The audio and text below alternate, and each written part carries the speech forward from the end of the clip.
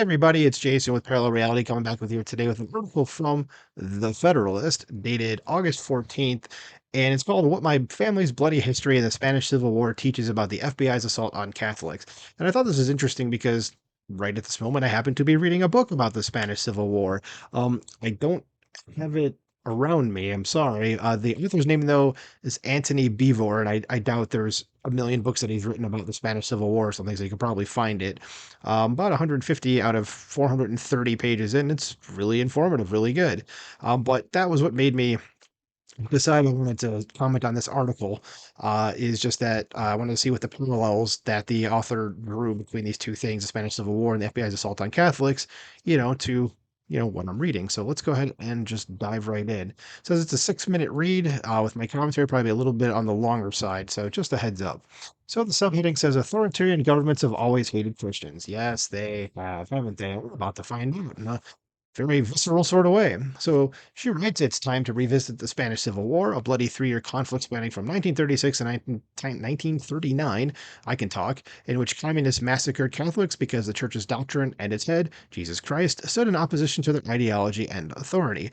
And yeah, that's one of the things I read really quick in the book as things were ramping up. You just saw that communists decided, no, we're just going to kill priests and bishops and nuns and just religious people right off the bat. It didn't even really matter if they were a part of the church or not. So, yeah, you found that really quick in the book. So it says many Americans have never heard of the Spanish Civil War because it's often ignored by the history books or overshadowed by World War II, but its history is important given the context of our government's current demonization and targeting of Catholics. Yeah, I would probably disagree with that. Number one, I mean, every country has had a civil war, pretty much. But the Spanish Civil War probably it gets lost because, lost in the shuffle because, gee, what else was going on between, I can't seem to highlight it right, these years here, starting up right about here, and then kicked into gear there. What else could have happened? So it tends to get lost in the shuffle. And also, Spain was neutral in WW2 because of basically the aftermath of what was going on because of their civil war. So let's keep going. On Wednesday, House Republicans revealed that FBI Director Christopher Wray lied when he testified that only one field office was involved in a memo labeling traditional Catholics as potential domestic terrorists. And I do have another video out about that. I think it's come out already. Again, another thing in this video, I'm real paranoia that I just don't remember off the top of my head. But go check that out too if you want to see what that was about. So article goes on to subpoena documents which the FBI attempted to withhold from Congress revealed that multiple FBI field offices were involved in drafting the memo. That was basically the point of the other article that I read. It says, moreover, the FBI lied when it stated after a whistleblower exposed the memo that the Bureau will never conduct investigative activities or open an investigation based solely on First Amendment protected activity. And the GOP released documents show in detail that the FBI has already infiltrated Catholic communities with various informants to create the infamous memo. So they lied, and then adding to that, gee, who would have thunk the FBI would have lied about something? No, yeah, never would I have thought such a thing. Anyway, sarcasm aside, let's keep going. It says the revelations have been shocking for many Americans who still believe American officials somewhat respect things like the Constitution and its First Amendment. This is why history is key. No, they don't because of the people that we have in government right now. And if you happen to be listening to this at some time in the future, this is during the Biden-Harris administration, the most anti-American administration I've ever been alive for. Okay, hopefully the last anti-American administration. So it says in the 1930s, virtually the entire Spanish government was run by left-wing anti-religious radicals who called themselves Republicans. So keep in mind, just before we keep going here, that the Republicans, with the capital R in this case, in the Spanish Civil War, were actually left-wingers. They were not right-wingers. Those are the nationalists, and that'll be explained a little further down. It says these communist radicals, and not all of them are communists, though. And again, this is from the book I was reading. They did side with the communists. There were a bunch of fractious groups that came together, and yes, the communists were a part of the Republican group, but it wasn't all of them. So the communist radicals engaged in the widespread persecution of Spanish intellectuals, the upper class, devout Catholics, and clerics. Inequality and terror imposed on the non-communists during the lead-up to the war eventually became intolerable and provoked revolution, with General Francisco Franco staging a right-wing military uprising in 1936 to overthrow the Republican government. Yep, that is correct. Because in the run up to the Civil War, the Republicans began their campaign of religious persecution with simple anti religious policies, such as the banning of all religious schools and removing crucifixes from classrooms, that they deemed all religious marriages invalid in the eyes of the state. So, with the exception of that last sentence, the other stuff sounds a little familiar, doesn't it? Maybe, I don't know, it's going on here. Hopefully, they don't get to this point where they say all religious marriages are invalid in the eyes of the state. You might have a severe problem with that if you try to pull that shit. So Zappa propaganda, which is going on now, eventually escalated from smear campaigns to the burning of churches and mass executions of Catholic religious and lay people by the end of the war. Well, we're already seeing the burning of churches. We're not seeing mass executions again. Otherwise, you're gonna have a problem. People that try that shit. Just as properties were seized and stolen, and conservatives were convicted of crimes and kangaroo court rulings leading to unjust executions. Yeah, that's another thing I'm finding out from this book is basically like it's like insert Spanish name here, and then it's like and they were never seen again, or they were executed, stuff like that. The author says, my great grandmother and great grandfather lived through the war, and being middle class Catholic intellectuals and vocal opponents of communism, as everybody should be, it is no surprise that they were primary targets of Republican aggression. My grandmother, in particular, was considered a threat to the Republicans as she was a prolific writer who poured her thoughts on medicine, politics, and Catholicism into hundreds of articles during the lead up to the war.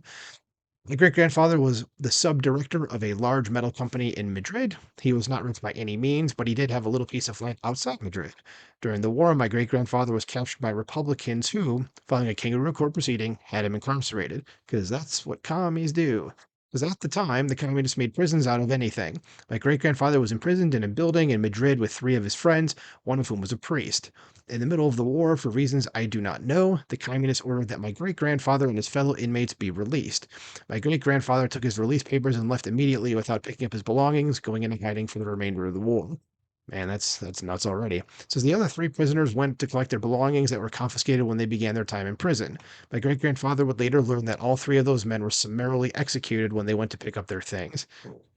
I can't even fathom what the guilt like that would feel like. I mean, maybe it's my Jewish guilt speaking, but like if I was locked up with three of my friends and I was the one that just hightailed it out of there, and then they went to pick up their shit, and I was the one left because I didn't. Yeah, I don't even know how you come to terms with that, but Jesus H.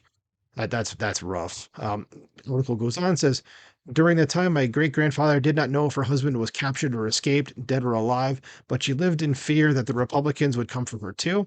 In the dead of night, she left her home in Madrid, escaping on a midnight train with her four children, ages 1, 2, 3, and 4. Wow, you guys are going fast then. And her typewriter. She lived out the remainder of the war with her children and father in a rented room in Santander. I don't know where that is. It says, my great grandparents suffered greatly in the war. They lost their house, their savings, possessions, and each other, only reuniting when the war was over in 1939. Okay, so happy ending at least for them. That's a positive. Even greater victims of the war, however, were countless other religious people. Yeah, this is one of my great grandmother's extended family members was a priest during the war. He was captured by communists and forced to dig his own grave. He stood before a firing squad on the edge of his self-dug grave, and when the squad fired, only his arm was grazed. He begged the men to shoot him, but instead his executioners buried him alive. Well, there's communist punishment for you. So those are not human people.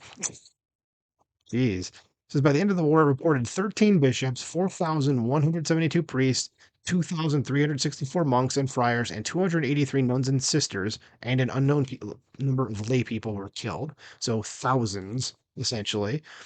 We cannot be empathetic towards the FBI's targeting of Catholics, nor can we fail to speak out against the cultural demonization of Christians, whether that be at Dodgers games or on the lips of Vice President Kamala Harris. We have already seen physical assaults on the church. During the 2020 Summer of Rage, as the left likes to call it, the Summer of Love, because love means burning things down, obviously. Don't you know? It says churches and religious statues across the country were torched, looted, and vandalized by Marxist rioters. After the overturning of Roe v. Wade, pro life centers, many of which were Catholic run, were burned to the ground by pro abortion terrorists, and to this day, the FBI has done virtually nothing about it. Meanwhile, peaceful Christian pro lifers have had their homes raided by federal agents and face steep fines and prison time. Yeah, that's definitely not the same thing. One of these things is definitely worse than the other, and the worst thing seems to be getting away with it.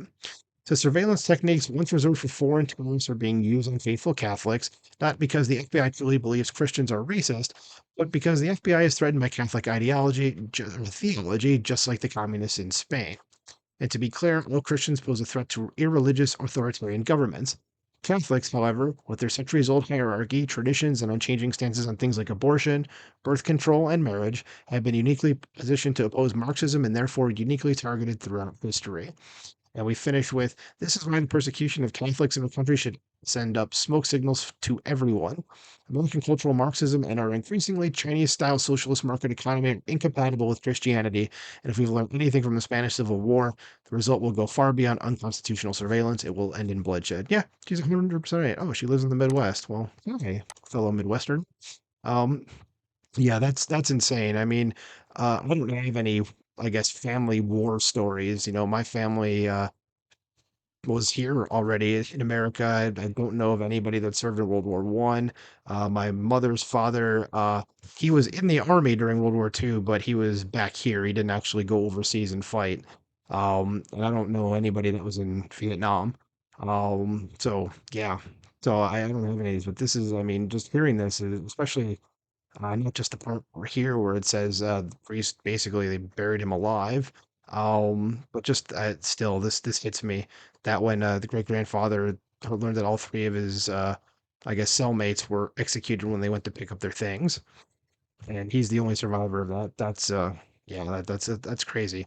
So what do you guys think about this in the comments below? Do you think we are heading towards that moment? Do you think the Spanish Civil War has some similarities with the FBI's assault on Catholics these days? I mean, these are definitely parallels that the author has in here, and yeah, I could definitely see where it's coming from. And like I said, definitely go check out that book by Anthony Beevor. Last name is Beevor.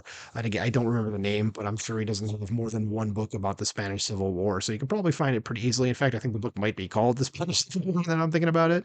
But let me know what you think in the comments below. Like, share, subscribe. Talk to you soon. Bye.